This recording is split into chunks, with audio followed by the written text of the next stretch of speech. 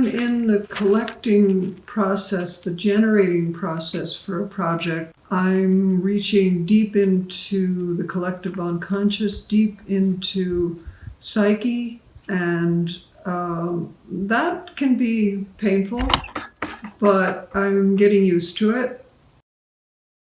I started life as a painter. I chose not to go to art school, but came to New Mexico and found a painting teacher who really taught me to draw. He taught me to be able to see what I was doing with some objectivity. Around 1980, I was introduced to a mouse. I really felt like I came home. My father was an engineer, my sister and brother were engineers, so I had a comfort level with the technology, and I was able to combine that with my drawing and creative skills. For a long time, I lived in both worlds, but both worlds separately. The painting studio and the computer got integrated, and now the iPad became totally integrated into my studio practice. It's all a seamless whole that floats from one platform to another and back and around and mixes and blends and is a lot of fun. I do a lot of drawing. It's the way I think about things. I really enjoy it. What I'm showing here are some of the drawings that I've done in terms of 3D models. And my process would be to start with a drawing and work out the form. And then when I felt like I was clear enough about the form, I would step into the software on the iPad and start actually creating a geometric model that could be printed. This is a drawing of an ancient thing that I saw in a museum that just really struck me, and this was something that I kept as a guidepost in all the modeling that I was doing. I was thinking about escutcheon, contained courtyard, shield, magic garden, that kind of thing.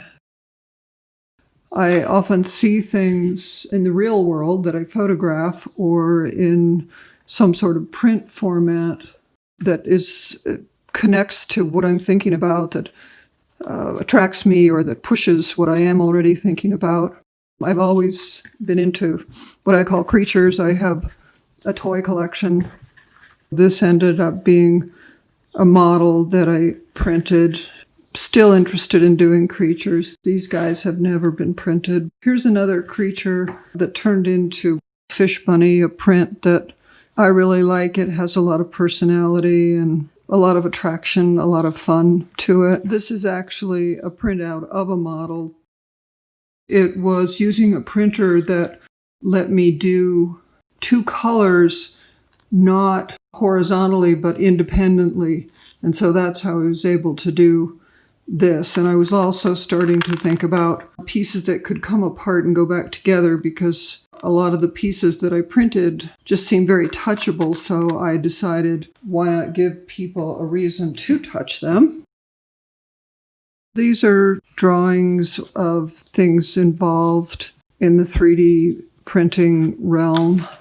I've always been interested in forms. And I was doing a lot of drawing in Shaper 3D, trying to create more forms, and I got to these forms which were not possible with the software on the iPad. And so at that point, I finally just said, okay. I decided to build the forms. These forms are made out of trash, plastic, cardboard, a material called scratch, which is sort of a natural plaster. Very workable, water-soluble, very wonderful material, I think. I spent a lot of time on the surface. I was working on a hand series. I'm going to call them drawings. I guess you'd call them collages. And so hands were on my mind quite a bit. This series began from a couple of different sources. One source was this image where They had taken the brain out of a pig. They had reanimated the brain with various chemistry applications. Some of the brain functions were now happening again. And this was seen as rather momentous because the brain was completely dead and they were able to recreate some of the functionality. In addition to that, I was also very taken with the image with the hands and the organic nature of the brain and the geometric nature of the slicing machine. There seemed to be a lot of images where the hand was playing an important role. In the early fall of last year, it seemed prescient when all the blue hands started making an appearance. Like everyone else, including my grandson, I started making images of the virus. I found this one in an old sketchbook. But moving right along, it all started with a roll of contact paper that I got at a craft thrift store in Colorado. I was really taken with it. I bought it. It was kind of wrinkled, but using digital technology, I was able to scan it in, clean it up, make it a repeating pattern. I felt like it needed to be a house. There's the actual drawing of the house. And it seemed very important and very clear to me the form of the house. I drew the house, then I made a maquette. Sometime during this process, I remembered that my printer can print on hard surfaces.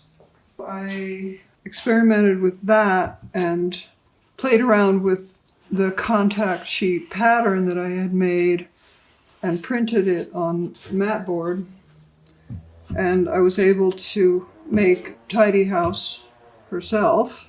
Then I started creating a series of still images. I started photoing her with various little setups and then started manipulating them. Oh, I had about 25 of these still images, and then Victoria saw them, and that launched our collaboration where I started making the still images into a movie, and she wrote and performed a narrative. I've created some puppets, which we call Tidy House on a Stick, that Victoria is going to use in performance. I'm currently working on my own toile pattern that's going to be laser cut as a stencil that we can use for the background in the installation.